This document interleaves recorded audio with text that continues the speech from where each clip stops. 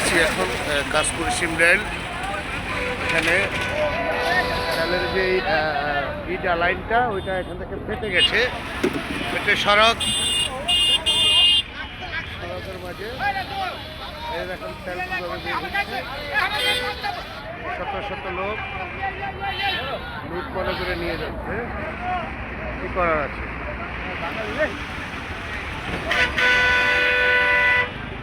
সবাই নেওয়ার পালা। এটাকে মেরামত করার জন্য একটা মানুষ পাশে দেখি না, লুট মনে করে নিয়ে যাচ্ছে। একটা লোক দেখি না যে এটাকে কিভাবে বন্ধ করা যায়। মানবতার এ হচ্ছে আমার দেশ, এখানে কোনো মানবতা নেই। এটা হচ্ছে বাংলাদেশ। আমরা আছি কাশপুর সিমরেল।